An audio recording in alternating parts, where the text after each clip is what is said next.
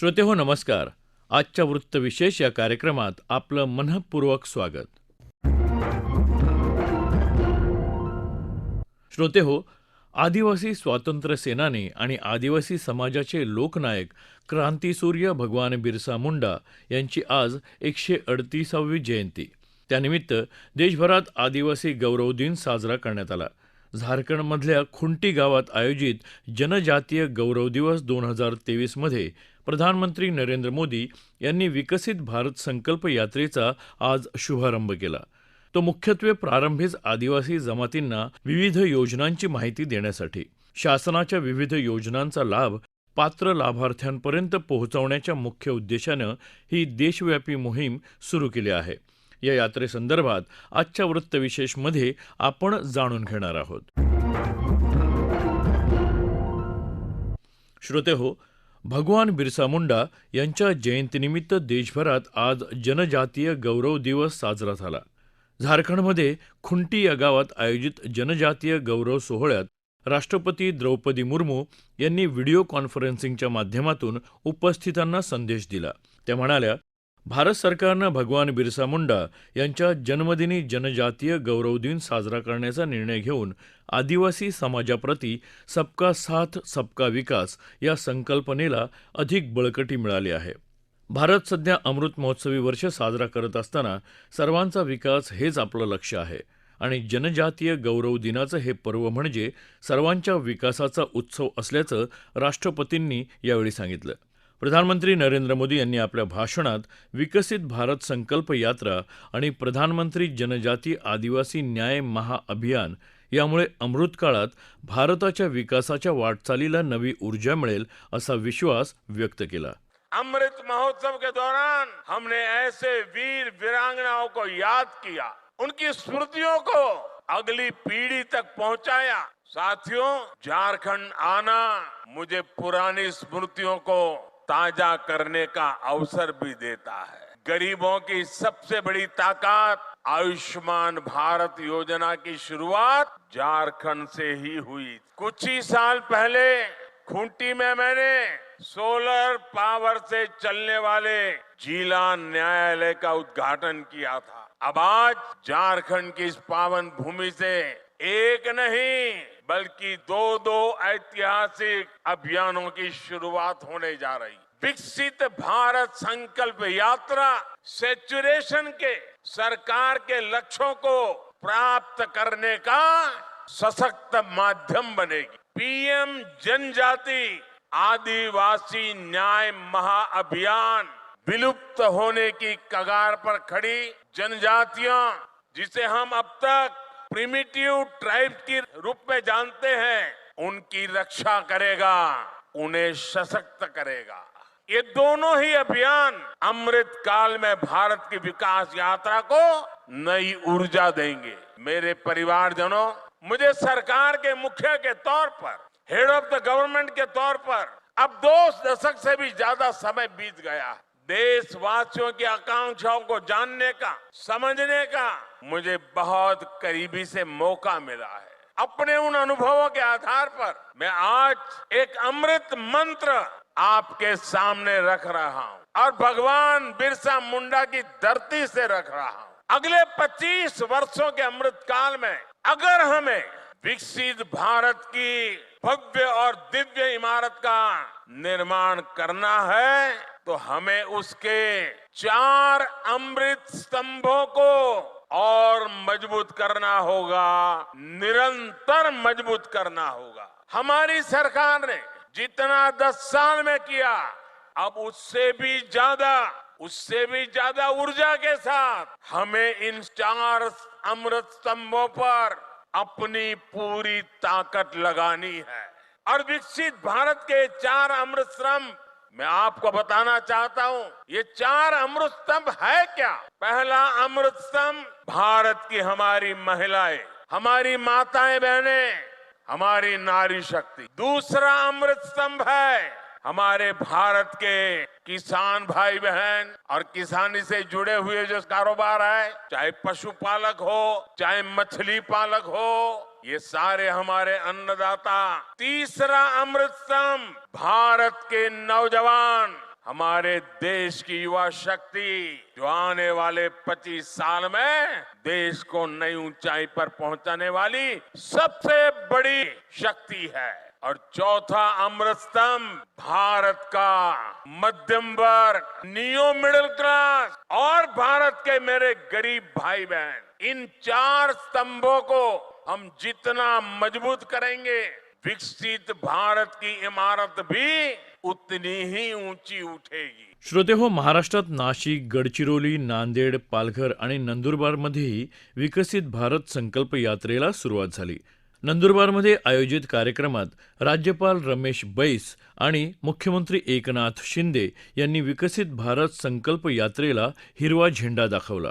यावेळी आपलं मनोगत व्यक्त करताना राज्यपाल रमेश बैस यांनी नव्या पिढीला आपली बोलीभाषा टिकवून ठेवण्याचं आवाहन केलं. विकसित भारत के लक्ष्य प्राप्त करने के लिए यह अत्यधिक जरूरी है कि हम अपने जनजाति भाइयों और बहनों के जीवन में बदलाव लाएं। मैं आपको आश्वस्त करना चाहता हूं कि भारत सरकार और प्रदेश सरकार दोनों आदिवासी भाइयों और बहनों को शिक्षित करने, कौशल प्रदान करने और सशक्त बनाने के लिए मिलकर काम कर रहे हैं। महाराष्ट्र का आदिवासी विकास विभाग 1000 से अधिक स्कूल चला रहा है।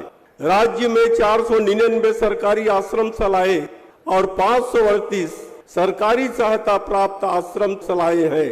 यहाँ 73 नमो स्कूल भी है जो विज्ञान केंद्र के रूप में कार्य कर रहे हैं। सुपर 50 ट्रेनिंग कार्यक्रमों के माध्यम से आदिवासी छात्रों को जेईई और नीट परीक्षाओं के लिए तैयार किया जा रहा है। आज विदेश में उच्च शिक्षा प्राप्त करने के लिए भी जनजातीय छात्रों को छात्रवृत्ति प्रदान की जा रही है। मेस्को संस्था आदिवासी लड़कों और लड़कियों के लिए प्रशिक्षण केंद्र चला रहा है, जहां उन्हें पुलिस बल और सशस्त्र बलों में भर्ती के लिए तैयार किया जाता है। इसी तरह महाराष्ट्र राज्य परिवहन महामंडल जनजाति युवाओं के लिए ड्राइविंग प्रशिक्षण कार्यक्रम चला रहा है। श्रोते हो, नंदुरबार इथं आयोजित विकसित भारत संकल्प यात्रेच्या शुभारंभ सोहळ्यात बोलताना मुख्यमंत्री एकनाथ शिंदे यांनी आदिवासी समाजाला मुख्य प्रवाहामध्ये आणण्यासाठी सरकारकडून प्रयत्न सुरू असल्याचं सांगितलं.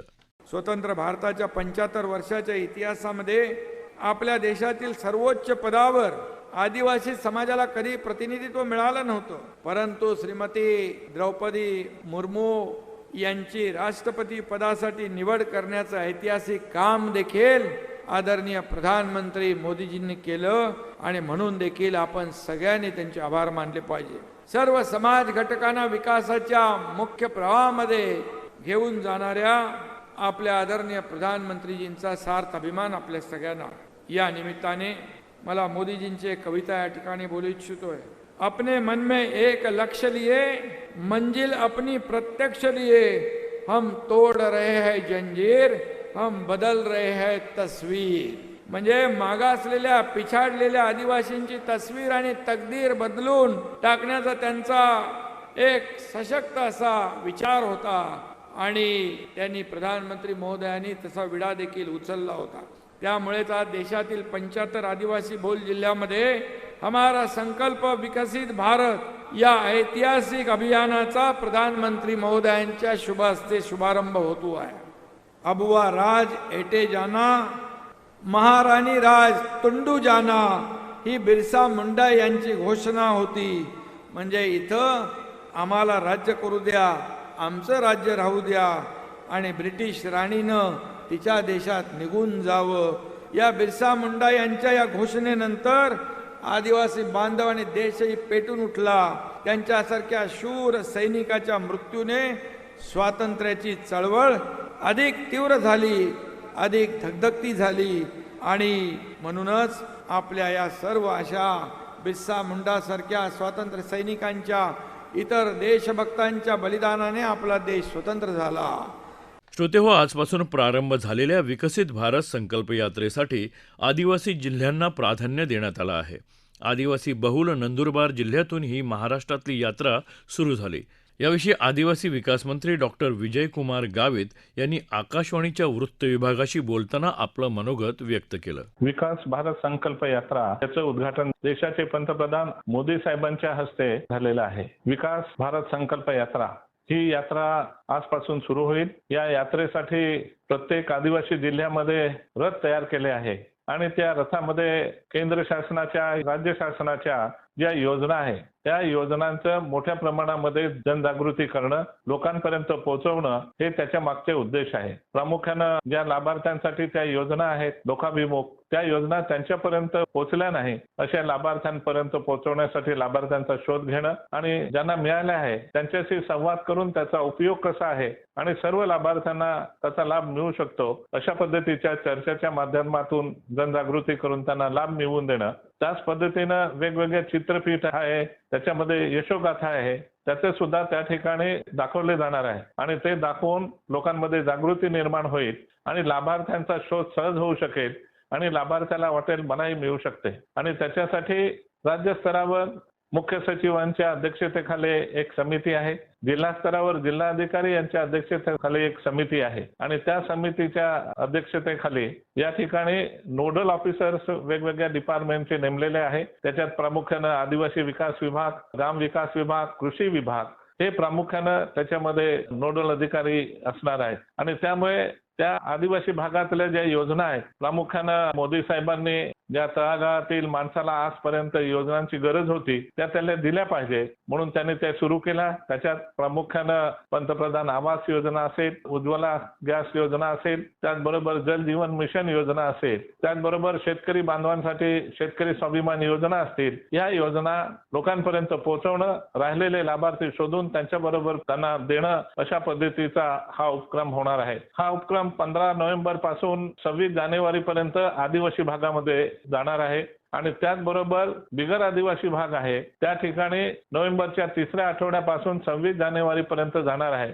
श्रोतेहो, नंदुरबार जिल्ह्यात आयोजित आदिवासी गौरव दिन सोहळ्यात राज्यातील हजारो आदिवासी बांधव उपस्थित होते. यावेळी आदिवासींचे अंतरंग पुस्तिकेचं प्रकाशन, आदिवासी सांस्कृतिक महोत्सव तसंच आदिवासी बांधवांनी तयार केलेल्या वस्तूचं प्रदर्शन भरवण्यात आलं होतं. या संपूर्ण सोहळ्याचा आमचे नंदुरबार जिल्ह्याचे वार्ताहर निलेश पवार यांनी घेतलेला आढावा आता ऐकूया. जनजाती गौरव दिवस व राज्यस्तरीय आदिवासी संस्कृत महोत्सवाच्या व्यासपीठावरून राज्यपाल रमेश बैस आणि मुख्यमंत्री एकनाथ शिंदे यांनी विकसित भारत संकल्प यात्रेचं उद्घाटन केलं. देशाच्या सर्वांगीण विकासासाठी आदिवासींचा विकास हा आवश्यक असून राज्य सरकार आणि आदिवासी विकास विभाग राज्यातल्या आदिवासींच्या विकासासाठी सर्वतोपरी प्रयत्न करत असल्याचं प्रतिपादन राज्यपाल रमेश बैस यांनी केलं. आदिवासी विकास विभागाच्या विविध सर्वांगीण योजना राज्यातल्या आदिवासी बांधवांसाठी कशा पद्धतीने उपयुक्त ठरत असल्याचं विशद करत राज्यातली आदिवासी संस्कृती टिकवण्याचं आवाहन आदिवासी युवकांना राज्यपालांनी केलं आहे. केंद्राची सुरू झालेली विकसित भारत संकल्प यात्रा यापुढे आदिवासींच्या योजना लोकांपर्यंत कशा पद्धतीने प्रचार प्रसार करेल आणि वंचित असलेल्या आदिवासी बांधवांपर्यंत या योजना कशा पद्धतीने पोहोचल याचं महत्त्व राज्यपाल आणि मुख्यमंत्र्यांनी या व्यासपीठावरून विशद केलं आहे. त्यामुळे आगामी काळात आदिवासी बांधव ह्या भारत विकसित संकल्प यात्रेचा उपयोग करतील आणि त्याचा सर्वतोपरी लाभ घेतील असाच आशावाद व्यक्त केला जात आहे. श्रोतेहो, आजपासून सुरू झालेली देशव्यापी विकसित भारत संकल्प यात्रा 26 जानेवारी 2024 पर्यंत देशाच्या कानाकोपऱ्यात पोहोचणार आहे. या यात्रेत विविध शासकीय योजनांचा लाभ कसा घ्यायचा याविषयी लोकांना मार्गदर्शन करण्यात येणार आहे. हे मार्गदर्शन म्हणजेच केंद्र सरकारच्या विकसित भारताच्या संकल्पाच्या दिशेनं उचललेलं महत्त्वपूर्ण पाऊल आहे. श्रोतेहो, आपला वृत्तविशेष हा कार्यक्रम आपण न्यूज ऑन AIR या ॲपवरही लाईव्ह ऐकू शकता. यासोबतच आमच्या मुंबई एअर न्यूज या यूट्यूब वाहिनीवर कार्यक्रमाचं ध्वनिमुद्रण आपल्याला कधीही ऐकता येईल. श्रोतेहो, याबरोबरच आजचा वृत्तविशेष हा कार्यक्रम संपला. हा कार्यक्रम आकाशवाणी मुंबईच्या प्रादेशिक वृत्त विभागानं सादर केला. संपादक आणि सादरकर्त्या सरस्वती कुवळेकर, निर्मिती राजेश शेजवळे, लेखन आणि समन्वय रवींद्र वसंतराव लोखंडे आणि निवेदन शैलेश गणेश मोहिते.